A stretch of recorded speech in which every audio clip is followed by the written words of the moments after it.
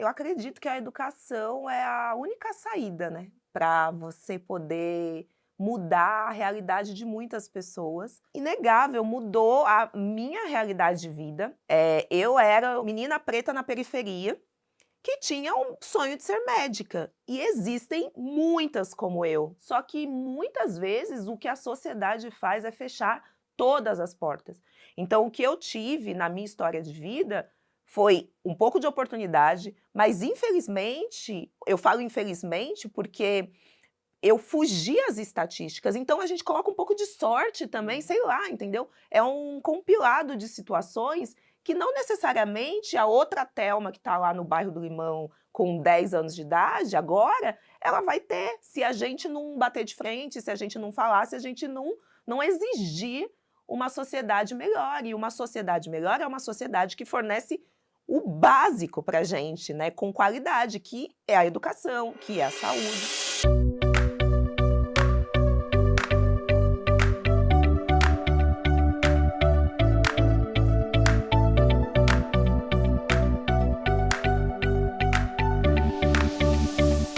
Você dá oportunidade de educação, essa pessoa ascende socialmente, essa pessoa ela se realiza profissionalmente, financeiramente, ela não está mudando só a realidade de vida dela, ela está mudando a realidade de vida da futura geração, e você gera uma reação em cadeia positiva e que de alguma forma vai ser positiva para o cara que está lá dentro da elite também. O problema do nosso país é que a maioria dessas pessoas não enxergam isso, porque elas querem viver dentro de uma bolha, como se os privilégios, elas não, primeiro que a maioria das pessoas não enxergam os seus próprios privilégios, elas normalizam as opressões, elas normalizam as pessoas morrerem por conta da cor da pele, elas normalizam as pessoas não terem acesso à educação, não terem acesso à saúde, porque isso não chega nelas, entendeu?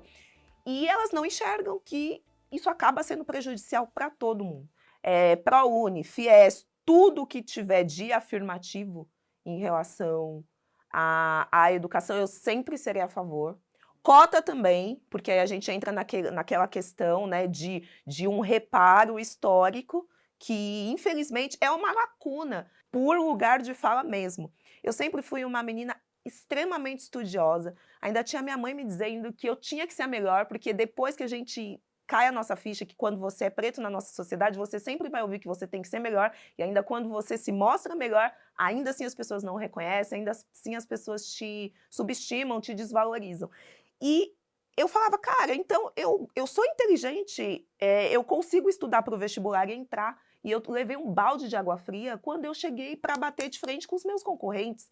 Eram pessoas que tinham estudado nos melhores colégios, eram pessoas que tinham tido o privilégio de ter o acesso à educação que eu também queria ter, mas que eu não tive oportunidade. E aí as pessoas que hoje estão com seus 18, 19 anos querendo acessar a universidade, até mais jovens, né, 17, 16 anos querendo acessar a universidade, elas não têm culpa que lá no ensino básico, primário, elas não tiveram essa educação de qualidade. Então, enquanto a gente não consegue corrigir isso, eu sou super a favor também. Corrige o ensino básico, a educação, dá educação de qualidade para as crianças, para quando um dia, daqui 10, 20 anos, a gente não precise mais de política afirmativa. Entendeu? Mas é um processo muito longo, entendeu? Enquanto isso, a geração de agora precisa, e a gente vai continuar falando e vai continuar exigindo o nosso direito. A gente só tem que ficar atento na hora, né, de votar.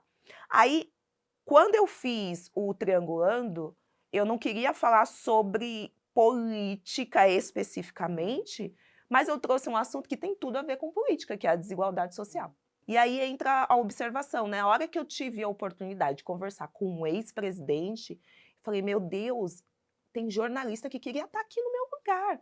E aí bate uma síndrome da impostora, mais uma vez, de falar assim, como? Será que eu tenho capacidade? Só que aí eu me empodero, eu falo, sim, eu tenho capacidade. Se ele aceitou conversar comigo, eu sou uma influenciadora digital e eu tenho oportunidade de falar por várias pessoas que se identificam comigo. Sentei, estudei, assisti entrevistas que ele já deu para grandes jornalistas, entendeu? Fiz ali o meu compilado, a minha formação de opinião. A intenção não é servir de palanque para político, eu acho que não é essa a intenção.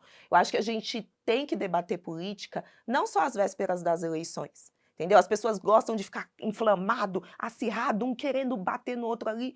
nas vésperas, mas a gente vive 4 anos, a gente tem que analisar e debater isso de uma forma responsável durante esses 4 anos que os caras estão atuando. Quando eu aceitei participar do BBB, um dos maiores medos que eu tinha era de me expor em relação ao reflexo que isso traria para a minha profissão, né?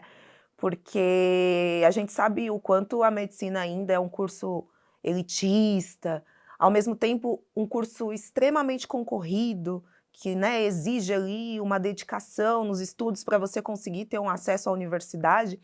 Então, para mim, assim, durante os 6 anos de faculdade que eu fiz, com a minha bolsa do ProUni, aquilo era mais valioso que ouro, mais valioso do que qualquer prêmio do BBB. É algo que eu não poderia perder de forma nenhuma. Então, eu tive que ter todo um processo de entender que, sim, eu sou várias pessoas em uma, assim, eu costumo dizer que vida a gente só tem uma, e é nela que a gente tem que realizar todos os nossos sonhos. Então eu não preciso ter uma vida apenas para ser médica, apenas para ganhar o BBB, apenas, sabe, eu posso fazer tudo que me realize, que me faça bem. Então, eu tive muito cuidado com a medicina, e tinha realmente muito medo. Quando eu fui pedir demissão dos meus 4 empregos, trabalhava em 4 hospitais, tinha uma rotina bem corrida, eu fui com muito cuidado, sabe? Eu tinha muito medo de falar com os meus chefes, porque o BBB também tinha esse preconceito, né? Essa ideia de que quem participa do BBB, quem assiste o BBB, essa ideia de futilidade, que felizmente, de uns anos para cá, essa ideia vem sendo quebrada, né? A gente vem mostrando para a sociedade que a gente pode e deve levar assuntos relevantes lá para dentro que refletem muito do que a sociedade vê aqui fora. E aí, eu nunca imaginei que fosse acontecer uma pandemia. Pandemia eu conhecia de livro, eu tenho 10 anos de formada. O mais grave que eu tive do ponto de vista epidemiológico, de doença infecciosa, foi a H1N1. Ainda assim, eu lembro que eu estava na residência, na época do H1N1, continuei trabalhando normalmente, assim, não foi, né, toda essa mobilização social que a gente teve nessa crise sanitária que a gente, infelizmente, ainda está vivendo. Mesmo como profissional de saúde, dentro de um reality show, eu ficava tentando imaginar como é que a sociedade estava aqui fora. Porque é muito difícil você imaginar sem estar vivendo aquilo.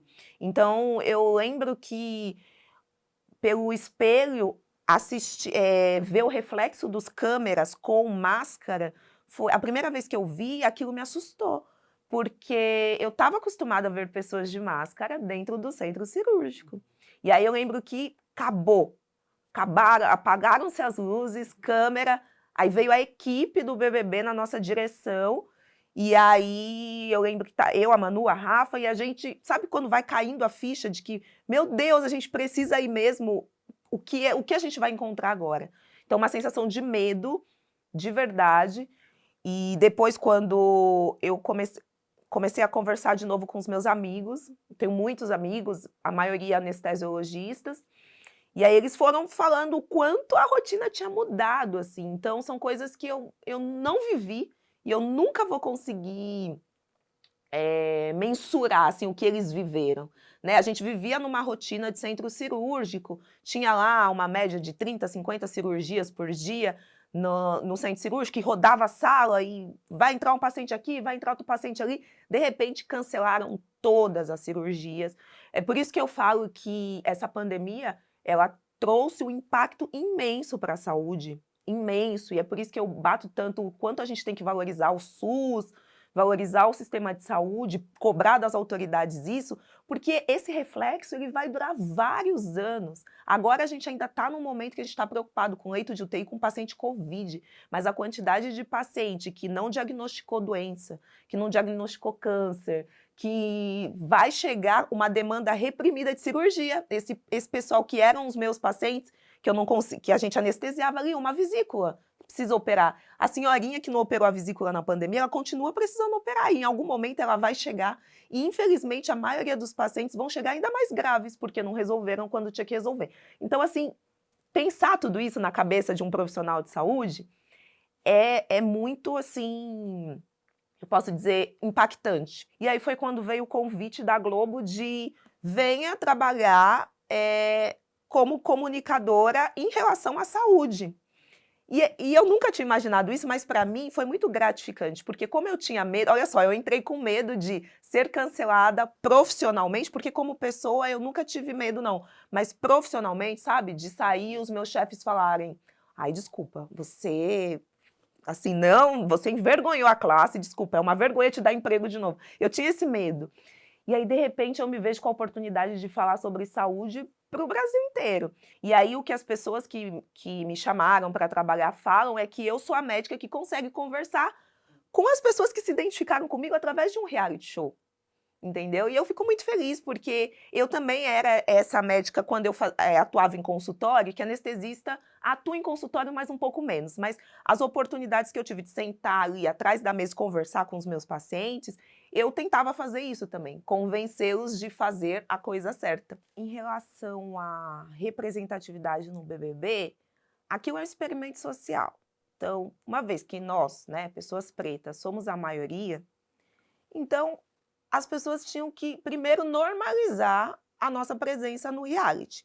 Então, quando eu entro e me vejo como a única mulher preta retinta, eu já tomei um susto. Eu fiquei me procurando nas outras pessoas. Quando eu vi um muro, eu falei, do outro lado vai ter outra mulher preta retinta. E não tinha.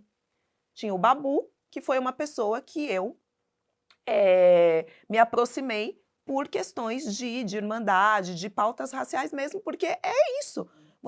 Você entra num lugar, ao mesmo tempo que hoje eu tenho o privilégio de poder frequentar lugares mais caros, que exigem um poder aquisitivo maior, eu entro num restaurante e eu fico me procurando nas outras pessoas, entendeu? E é assim, triste, é constrangedor quando você não se acha nesses lugares de privilégio. E o BBB é um lugar de privilégio, né? É o sonho de muita gente estar lá dentro. Então é muito bom se você entra e se enxerga em outras pessoas lá dentro, assim como o público também vai poder se enxergar, né, em quem está lá dentro. Então, essa coisa, né, do BBB 21, nossa, quase metade do elenco são de pessoas pretas, tinha que ser normalizado, não tinha que causar um susto, entendeu, nas pessoas, um impacto. Tinha que não ser normal, a gente é a maioria aqui fora, por que não ser dentro do jogo? O BBB 19 já tinha tido vários participantes também, né, pretos, mulheres, homens, que até eles formaram um grupo lá dentro, a gaiola. Então é impressionante, né, como as questões, as discussões vão mudando. Porque o pessoal, o elenco do BBB 19, eles entraram falando muito sobre pauta racial.